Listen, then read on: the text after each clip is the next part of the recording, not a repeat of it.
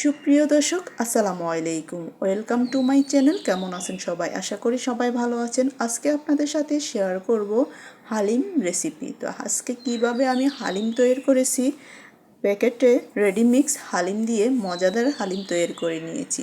তাই কিভাবে আমি তৈরি করেছি আপনাদের সাথে শেয়ার করব। চলুন কিভাবে তৈরি করেছি। প্রথমে আমি এখানে একটা বাটিতে আমি 1 বাটি পরিমাণ দিয়ে দিলাম ফুটন্ত গরম পানি। আর এখানে আমি হালিম থেকে 2টা প্যাকেট কেটে নিলাম। একটা প্যাকেটের মধ্যে হলো মশলা আর একটার মধ্যে হালিমের জন্য যে ডাল দিয়ে তৈরি করা হয়েছে হালিম মিক্সগুলো। এখন ফুটন্ত গরম পানির মধ্যে দিয়ে দিলাম মিক্স হালিমগুলো। এখন আমি ভালোভাবে নেড়ে চেড়ে সবগুলো পানির সাথে মিক্স করে নিব, যাতে কোনো দানা দানা ভাব না থাকে। এখন আমি ঢাকনা দিয়ে রেখে দিব 30 মিনিটের মতো। এখন চুলায় চলে যাব। চুলায় একটা কড়াই বসিয়ে দিলাম, দিয়ে দিলাম রান্না করার রেগুলার তেল 5 টেবিল চামচের মতো। তেলটা একটু বেশি করে দিয়েছি। আর এখানে দিয়ে দিলাম 1 কাপ পরিমাণ পেঁয়াজ কুচি। পেঁয়াজগুলো আমি এখন ভেজে নিব, বেরেস্তা করে নিব। আর এখানে দিয়ে দিলাম 2 টুকরো দারচিনি, 3টা এলাচ আর 2-3টা লবঙ্গ। এখন আমি ভালোভাবে ভেজে নিব, একবারে বেরেস্তা করে নিয়েছি। এখন এখান থেকে আমি অর্ধেক বেরেস্তা উঠিয়ে রাখবো ডেকোরেশন করার জন্য। আর বাকি বেরেস্তার সাথে দিয়ে দিব আমি হাফ টি স্পুনের মতো আদা বাটা, হাফ টি স্পুনের মতো রসুন বাটা দিয়ে ভালোভাবে আমি কষিয়ে নিব, যাতে আদা রসুনের গন্ধটা যাতে চলে যায়। একটু সময় নিয়ে ভেজে নিব। দিয়ে দিলাম একটু সামান্য পরিমাণ পানি, যাতে পেঁয়াজটা পুড়ে না যায়। তো আমার প্রায় কষানো প্রায় হয়ে আসছে। এখন দিয়ে দিব আমি এখানে হলুদের গুঁড়ো হাফ টি স্পুনের মতো, দিয়ে দিব মরিচের গুঁড়ো। ঝালটা আপনারা আপনাদের পছন্দ মতো ব্যবহার করবেন। অনেকে আবার ঝাল বেশি পছন্দ করেন না, তো ঝালটা আপনাদের পছন্দ মতো ব্যবহার করবেন। দিয়ে দিলাম হাফ টি স্পুনের মতো হলুদের গুঁড়ো, দিয়ে দিলাম স্বাদ মতো লবণ। লবণটা আপনারা একটু বুঝে শুনে দিতে হবে, যেহেতু এখানে রেডি মিক্স হালিম, ওখানে একটু লবণ লবণ ভাবটা থাকে। তো আমি এখানে দিয়ে দিলাম মশলাগুলো, যে রেডি মিক্স হালিমের ভিতরে যে মশলাটা থাকে 3 ভাগের 2 ভাগ আমি মশলা দিয়ে দিলাম, আর 1 ভাগ রেখে দিয়েছি।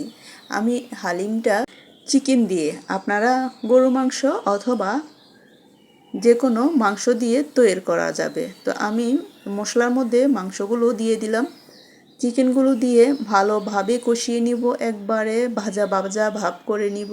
তো এখন দিয়ে দিলাম সামান্য পরিমাণ পানি, যাতে সিদ্ধ হওয়া পর্যন্ত অপেক্ষা করব। তবে বেশি পানি দেওয়া যাবে না, বেশি পানি দিলে মাংসটা নরম হয়ে যাবে, ভালো লাগবে না। অল্প একটু পানি দিয়ে এখন আমি আবারও একটু কষিয়ে নিব, যাতে একবারে ভাজা ভাজা ভাব হয়। আবারও ওইভাবে কষিয়ে নিব। আর আরেক চুলায় আমি রেডি মিক্স যে হালিমটা আমি পানির মধ্যে গুলে রেখেছি একটা কড়াইতে বসিয়ে দিব। আপনারা চাইলে মাংসের মধ্যেও একসাথে দিয়ে দিতে পারেন। আমি আলাদাভাবে সিদ্ধ করে নিচ্ছি, কারণ আমার কাছে মনে হলো এভাবে রান্না করলে টেস্টটা একটু ভালো হবে। কারণ মাংসর মধ্যে যদি আমি হালিম মিক্সটা দিয়ে দিই, তাহলে একটু পানসা পানসা ভাব আসবে। আর এভাবে যদি রান্না করে থাকি, তাহলে ওই পানসা ভাবটা আর থাকবে না। এখানে আমি মাংসটা ভালোভাবে কষিয়ে নিয়েছি, আর ওইদিকে আমার হালিম মিক্সটাও প্রায় অনেকটাই সিদ্ধ হয়ে আসছে। তো আমার মাংসটাও কষানো হয়ে গেল। এখন আমি হালিমের সাথে যখন ভালোভাবে সিদ্ধ হয়ে আসবে, ভালোভাবে বলক আসবে, বলক আসার পরে একটু সময় নিয়ে একটু সিদ্ধ করে নিব, যেহেতু এখানে ডাউল আছে, ডাউলগুলো একটু সিদ্ধ হতে সময় লাগবে। আমার মাংসটাও হয়ে গেল। আর এখানে দেখুন আমার প্রায় সিদ্ধ হয়ে আসছে আমার রেডি মিক্স হালিমটা, আর অনেকটাই ঘন হয়ে আসছে। এখন আমি মাংসটা এখানে দিয়ে দিলাম। মাংসটা দিয়ে এখন অনবরত লাড়তে হবে। তবে হালিম মিক্সটা যখন চুলায় বসাবেন অনবরত লাড়তে হবে, নয়তো বা নিচে লেগে উঠতে পারে অথবা পড়ে যেতে পারে, কারণ এটা যেহেতু ডাউলের সব কিছু, তাই অনবরত লাড়তে হবে। তো দেখুন আমার প্রায় ঘনত্ব হয়ে গেল। এখন ভালোভাবে আমি 5 মিনিটের মতো রান্না করে নিব। আমার প্রায় অনেকটাই রান্না হয়ে আসছে। কালারটা দেখুন কত সুন্দর হয়েছে আর সুন্দরভাবে রান্নাও হয়ে গেল। এখন আমি দিয়ে দিব এখানে ভাগার। ভাগারের জন্য আমি একটা চুলায় কড়াই বসিয়ে দিব। দেখুন কতটুকু ঘনত্ব, বেশি ঘন করা যাবে না, বেশি ঘন করলে বেশি একটা টেস্ট ভালো আসবে না, একবারে ঘন হয়ে যাব। আমি যে মশলাটা 3 ভাগের 2 ভাগ আগে দিয়েছি আর বাকি 1 ভাগ এখন দিয়ে দিলাম। দিয়ে ভালোভাবে বলক আসলে আমি ভাগার দিয়ে দিব। এতে ফ্লেভারটা অনেক সুন্দর আসে আর খাওয়ার সময় সুন্দর একটা ফ্লেভার আসে, খেতেও খুব ভালো লাগে। এখন আবার মশলাটা দিয়ে আমি আবার 1 মিনিটের মতো রান্না করে নিব।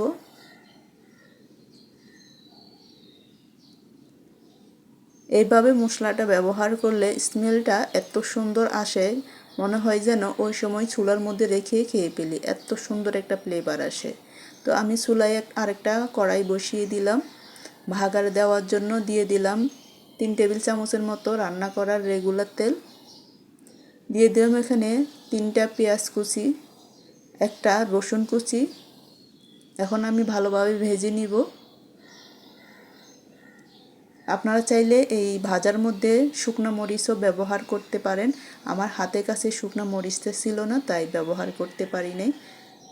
শুকনো মরিচটা দিলে আরও সুন্দর একটা ফ্লেভার আসে। আমার প্রায় ভাজা হয়ে গেল পেঁয়াজ আর রসুনটা। এই সময় দিয়ে দিব আমি 1/2 টিস্পুনের থেকে একটু কম গোটা জিরা। যারা জিরা পছন্দ করেন না গোটা জিরা, তারা স্কিপ করতে পারেন, যারা পছন্দ করেন তারা ব্যবহার করতে পারেন।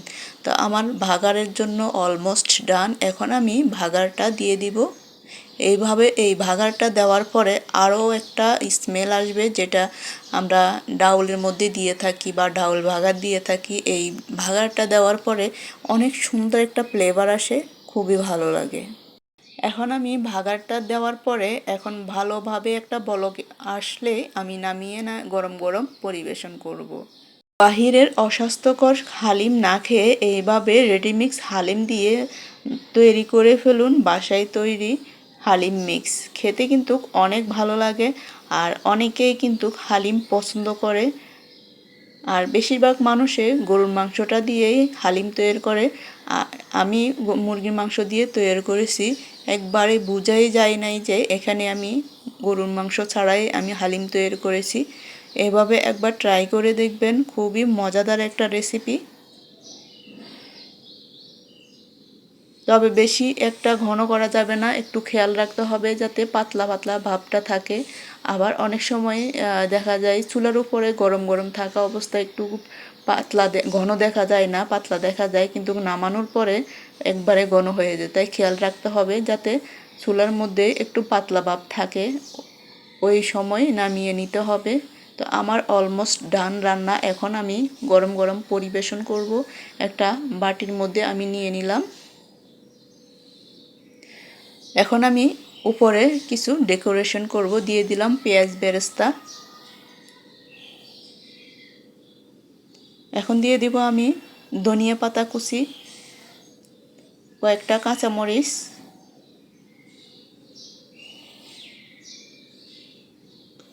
ধনিয়া পাতা কুচি দিয়ে দিচ্ছি।